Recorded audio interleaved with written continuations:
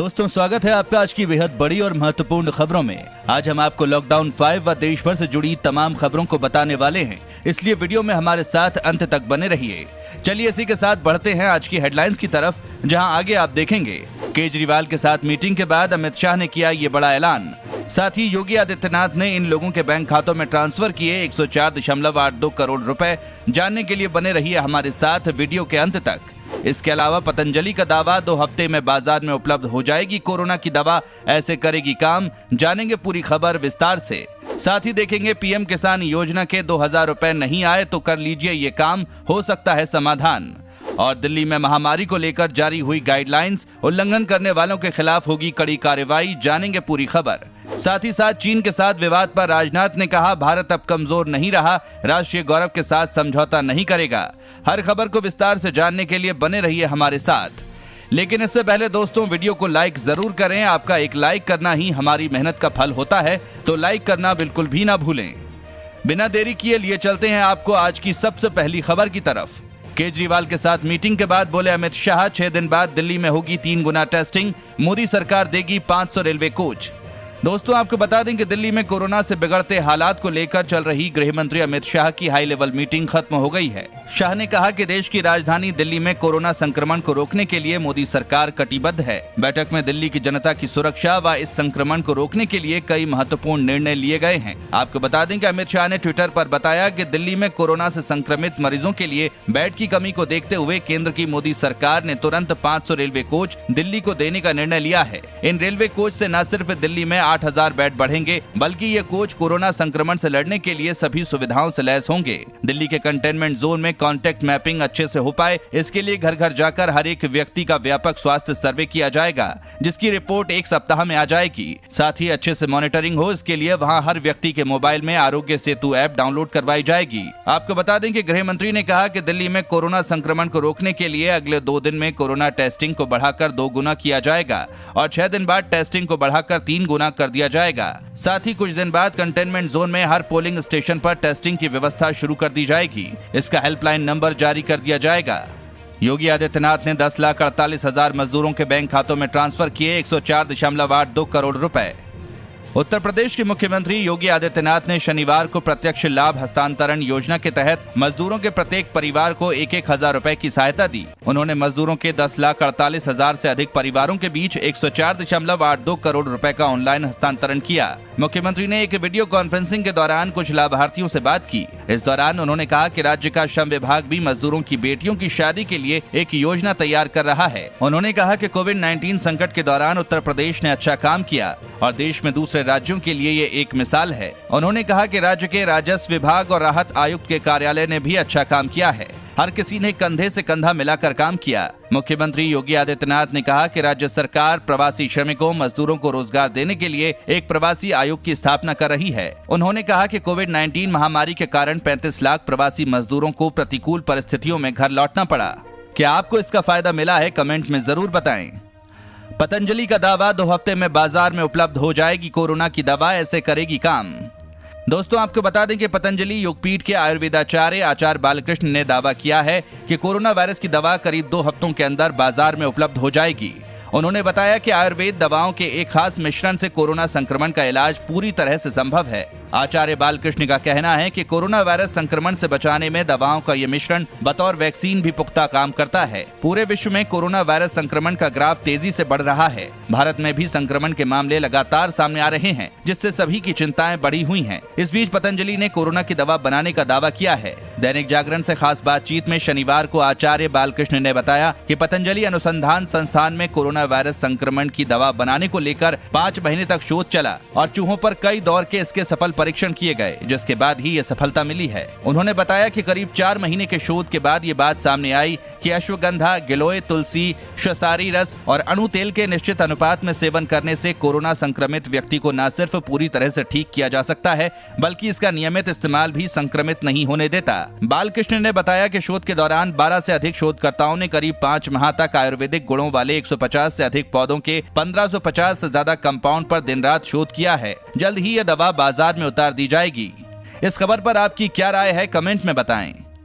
PM किसान योजना के 2000 रुपए नहीं आए तो क्या करें? यह है जानने का तरीका।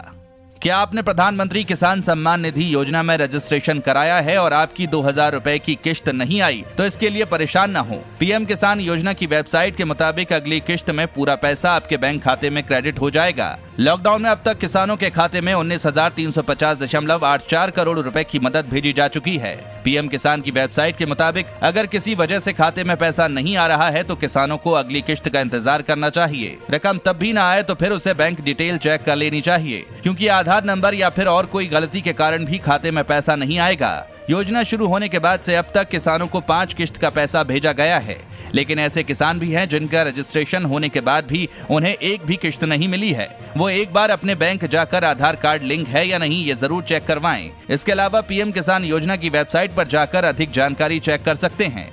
क्या आपके खाते में इस योजना का लाभ मिला है? कमेंट में बताएं। लॉकडाउन ने 83% कम किया खतरा, नवंबर में चरम पर पहुंचेगा कोरोना संक्रमण। भारत में कोरोना वायरस संक्रमण की सबसे चरम स्थिति नवंबर मध्य में आ सकती है, यानी नवंबर मध्य में कोरोना वायरस संक्रमण का सबसे खतरनाक स्वरूप देखने को मिल सकता है। एक अध्ययन में दावा किया गया है कि देश में लगाए गए 8 सप्ताह के लॉकडाउन और सार्वजनिक स्वास्थ्य उपायों के चलते इसमें देरी हुई है। अध्ययन में ये भी कहा गया है कि इस दौरान देश में आईसीयू बेड और वेंटिलेटर आदि की कमी हो सकती है। अमर उजाला की रिपोर्ट के मुताबिक आईसीएमआर द्वारा गठित ऑपरेशंस रिसर्च ग्रुप के शोधकर्ताओं द्वारा किए गए इस अध्ययन में कहा गया है कि लॉकडाउन ने कोरोना संक्रमण की चरम स्थिति को करीब 34 से 76 दिन के लिए टाला और संक्रमण की संख्या को 69 से 97% पर कम किया है। इससे स्वास्थ्य सेवा प्रणाली को बेहतर करने और संसाधन व बुनियादी ढांचे को मजबूत करने का समय मिला। दोस्तों, आपको बता दें कि विभिन्न क्षेत्रों में स्वास्थ्य सेवाओं के बुनियादी ढांचे को बढ़ाने और महामारी को रोकने के लिए सरकार के उपायों के साथ वायरस के गैर जरूरी प्रभाव कम किया जा सकता है। शोधकर्ताओं ने कहा है कि अगर सार्वजनिक स्वास्थ्य उपायों के दायरे को 80% तक बढ़ाया जा सके तो देश में कोरोना वायरस महामारी के प्रभाव को कम किया जा सकता है। दोस्तों, कोरोना के कहर को देखते हुए आपकी क्या राय है? क्या संपूर्ण लॉकडाउन फिर से लगाना चाहिए? कमेंट में अपनी राय जरूर बताएं। यूपी में उद्योगों को मैन पावर सप्लाई करने के लिए बनेगा मोबाइल ऐप, सभी श्रमिक कामगारों का होगा बीमा। मुख्यमंत्री योगी आदित्यनाथ ने श्रमिक कामगारों को रोजगार देने के लिए उद्योगों और सेवा प्रदाता संगठन को मैन पावर सप्लाई करने के लिए एक मोबाइल ऐप तैयार करने के निर्देश दिए हैं। योगी ने कहा कि मानव संसाधन उद्योग जगत की रीढ़ है। ये रीढ़ अब बड़ी संख्या में श्रमिक के रूप में प्रदेश में उपलब्ध है। श्रमिकों ने अपने पसीने से समाज और राष्ट्र का निर्माण किया है। प्रदेश में आए कामगारों और श्रमिकों के श्रम से अब उत्तर प्रदेश का नव निर्माण होगा। आपको बता दें कि मुख्यमंत्री ने इस बात पर बल दिया है कि कामगार श्रमिकों की सामाजिक और आर्थिक सुरक्षा की दिशा में काम किया जाए। इन्हें बीमा कवर अवश्य उपलब्ध हो। इसके अलावा चिकित्सा व्यवस्था की समीक्षा के साथ मुख्यमंत्री योगी आदित्यनाथ ने कहा कि कोरोना के खिलाफ जंग एक अदृश्य शत्रु के साथ युद्ध के समान है। जब तक इस महामारी के उपचार के लिए कोई कारगर दवा या वैक्सीन विकसित नहीं हो जाती, तब तक कोरोना से बचाव ही इसका एकमात्र उपचार है। लोगों को कोरोना के संक्रमण से सुरक्षित रहने के लिए जागरूक किया जाए। इसी के साथ दिल्ली में महामारी को लेकर जारी हुई गाइडलाइंस उल्लंघन करने वालों के खिलाफ होगी कड़ी कार्रवाई। दिल्ली में लगातार बढ़ते कोरोना संक्रमण के मामलों और आने वाले दिनों में इसमें और तेजी आने की आशंका के मद्देनजर दिल्ली के उपराज्यपाल ने अब कड़ी कार्रवाई के निर्देश दे दिए हैं। जो भी कोरोना को लेकर गाइडलाइन जारी की गई थी उनका उल्लंघन करते हुए पाए जाएंगे, उनके खिलाफ जुर्माने के साथ ही जेल भेजे जाने तक के प्रावधान वाली धाराओं के तहत कार्रवाई करने के दिशा निर्देश जारी कर दिए गए हैं। दिल्ली के उपराज्यपाल ने दिशा निर्देश जारी करते हुए कहा है कि कोरोना संक्रमण से जुड़ी हुई गाइडलाइंस का उल्लंघन करने वाले लोगों के खिलाफ कार्रवाई की जानी चाहिए। इसको लेकर स्वास्थ्य विभाग, डिस्ट्रिक्ट मजिस्ट्रेट, डीएम और दिल्ली पुलिस के सब इंस्पेक्टर और उसके ऊपर के अधिकारियों को कार्रवाई करने के निर्देश दिए हैं। कार्रवाई उन लोगों के खिलाफ होगी जो क्वारंटाइन नियमों का उल्लंघन कर रहे हैं, सोशल डिस्टेंसिंग का पालन नहीं कर रहे हैं, सार्वजनिक जगहों पर फेस मास्क नहीं पहन रहे हैं और सड़कों पर और सार्वजनिक जगह पर थूक रहे हैं। आदेश के मुताबिक पहली बार नियम का उल्लंघन करने वालों पर 500 रुपए का जुर्माना और बार बार नियमों का उल्लंघन करने वालों पर 1000 रुपए का जुर्माना होगा। अगर कोई व्यक्ति मौके पर जुर्माने का पैसा नहीं देता तो उसके खिलाफ आईपीसी की धारा 188 के तहत कार्रवाई करते हुए उसको जेल भी भेजा जा सकता है।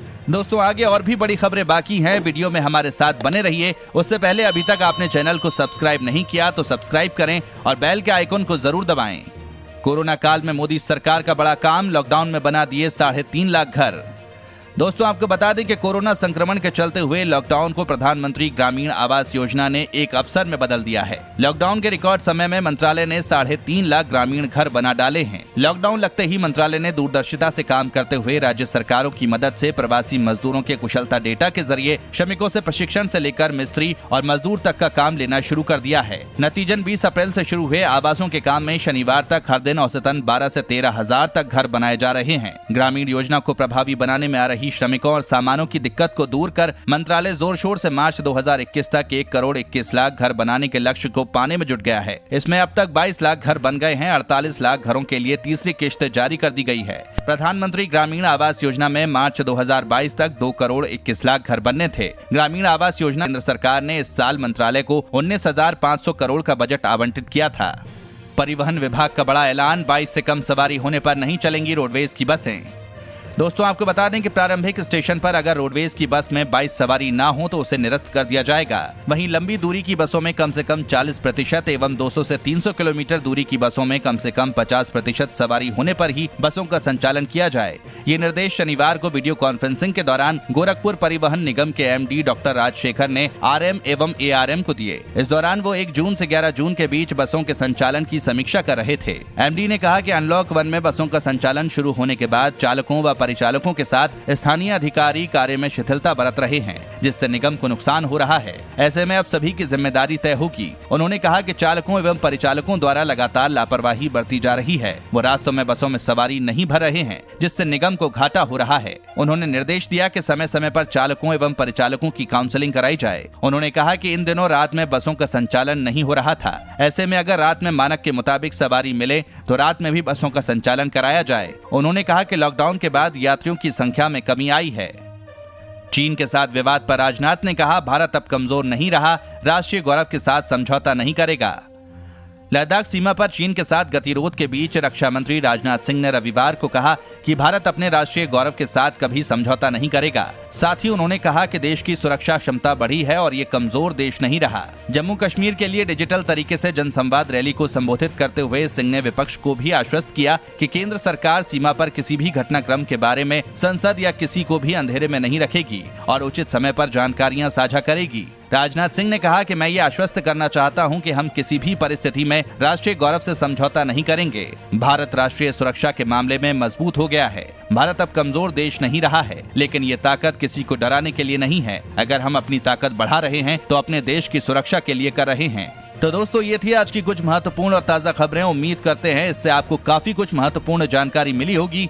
बस इसके बदले में इतना ही चाहते हैं कि आप इस वीडियो को अपने सभी दोस्तों और रिश्तेदारों के साथ फेसबुक, व्हाट्सएप पर शेयर जरूर करें, जिससे वो भी दिन भर की बड़ी खबरों से अपडेट रह सकें।